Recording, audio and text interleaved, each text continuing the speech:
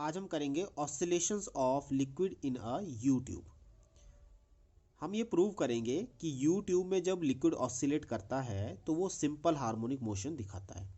इसके लिए हम एक लिक्विड लेंगे डेंसिटी रो का और उसको एक वर्टिकल यू ट्यूब में, जिसका एरिया ऑफ क्रॉस सेक्शन आपका यूनिफॉर्म रहेगा, उसमें फिल कर देंगे to a height h। Let P and P1 be the levels of liquid in the two limbs of U tube and L be total length of the liquid column from P to P1। हम assume कर लेते हैं कि जो total liquid fill है इसमें उसकी total length capital L है। तो दैट मीन्स आपका जो मास ऑफ द लिक्विड रहेगा यू ट्यूब में वो रहेगा LA रो। LA हो गया इसका वॉल्यूम और रो होगी इसकी डेंसिटी। तो वॉल्यूम इंटू डेंसिटी आपका मास के बराबर होता है।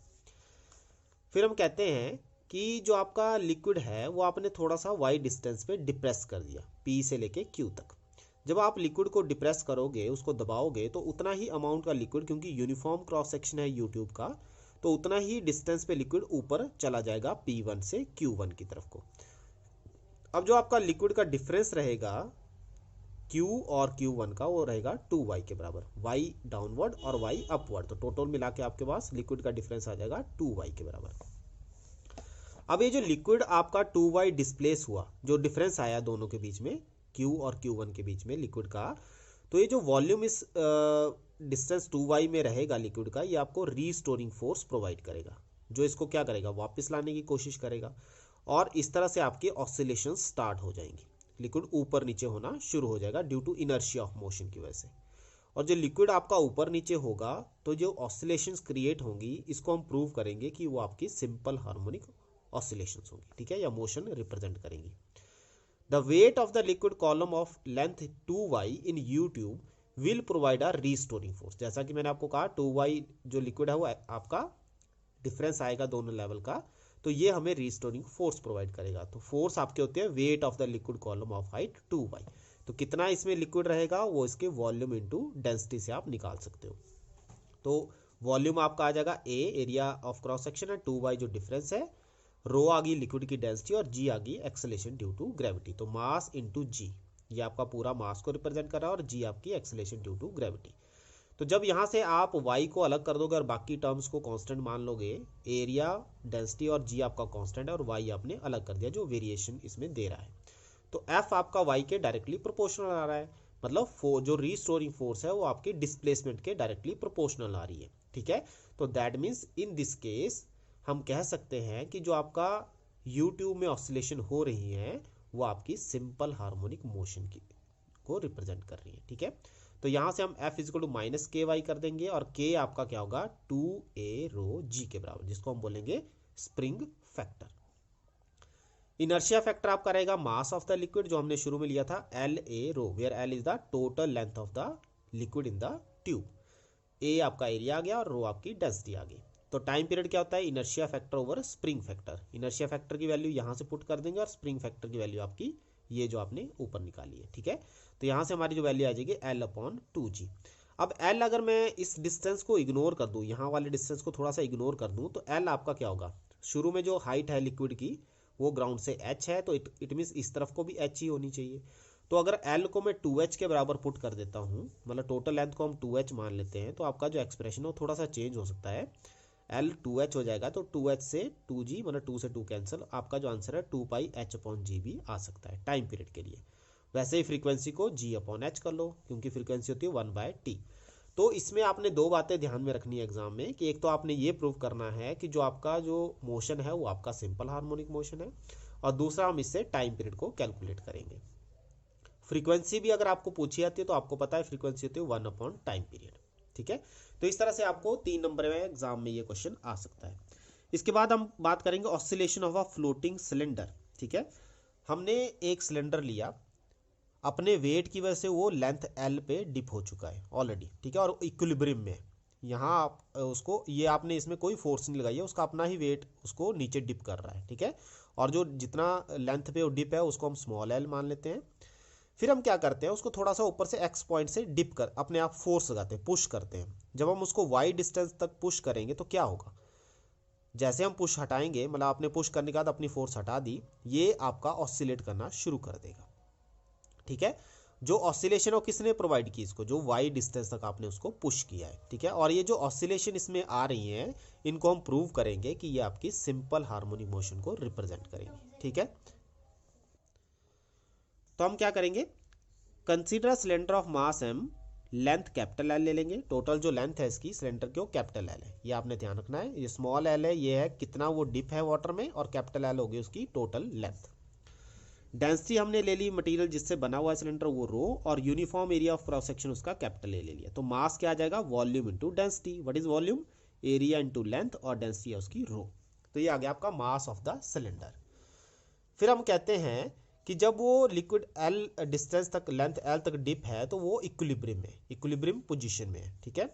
तो इक्विलिब्रियम पोजीशन में है, तो आर्किमिडीज के अकॉर्डिंग अभी इसको अपथ्रस्ट कितना मिल रहा होगा, इसको अपथ्रस्ट मिल रहा होगा वॉल्यूम सिग्मा जी, ठीक है। कितना वॉल्यूम उसने डिस्प्लेस किया है, वही वॉल्यूम उसको क्या करेगा, अपवर्ड डायरेक्शन में फोर्स प्रोवाइड करेगा, ठीक है। तो वो जो अपवर्ड फोर्स उसको मिल रही है वो आर्किमिडीज के अकॉर्डिंग मिलेगी, F1 equal to A L sigma G के बराबर।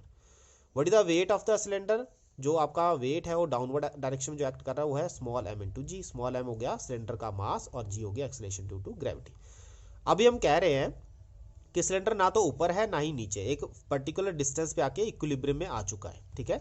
तो दैट मीन्स जो अपथ्रस्ट है वो उसके वेट को बैलेंस कर रहा है। तो आपका उसका जो सिलेंडर का वेट है और जो उसका अपथ्रस्ट है वो बराबर होने चाहिए। यहाँ से हम मास निकाल सकते हैं ए एल सिग्मा के बराबर। फिर हमने क्या किया, इसके बाद हमने उसको वाई डिस्टेंस तक पुश किया, ठीक है। तो वाई डिस्टेंस तक पुश किया तो अगेन उसको अपथ्रस्ट मिलेगा, या हम कह सकते हैं कि रीस्टोरिंग फोर्स उसको मिलेगी जो उसको वापस ओरिजिनल लेंथ एल तक ले आएगी, ठीक है। तो जो अपवर्ड उसको लिक्विड जो अब अपवर्ड डायरेक्शन में थ्रस्ट देगा वो होगा ए, लेंथ कितनी है अब टोटल, एल प्लस वाई। तो L plus Y sigma G के बराबर, ठीक है। तो ये हुआ अब जो आपको लिक्विड अब थ्रस्ट देगा। पहले कितना दे रहा था, ए एल सिग्मा जी, जब वो एल डिस्टेंस पे था। अब एल प्लस वाई पे है तो आपका जो अपथ्रस्ट होगा वो A L plus Y sigma G के बराबर हो जाएगा। तो रीस्टोरिंग फोर्स अब कितनी होगी, रीस्टोरिंग फोर्स होगी जो टोटल थ्रस्ट अब मिल रहा है और जो पहले थ्रस्ट मिल रहा था वो आप उसको माइनस कर दो, तो उससे हमें क्या मिल जाएगा, रीस्टोरिंग फोर्स की एक्चुअल फोर्स जो रीस्टोरिंग फोर्स है वो कितनी लग रही है, वो आपको F2 से माइनस एम जी, या हम कह सकते हैं F2 से जो पहली फोर्स है वो आपने माइनस कर देनी है, ठीक है। तो पहली फोर्स माइनस करेंगे तो आपकी पहली फोर्स कितनी थी, ए एल सिग्मा जी, और सेकंड फोर्स कितनी है, F2। तो ये माइनस करेंगे तो हमारे पास रिजल्ट आ जाएगा ए वाई सिग्मा जी के बराबर।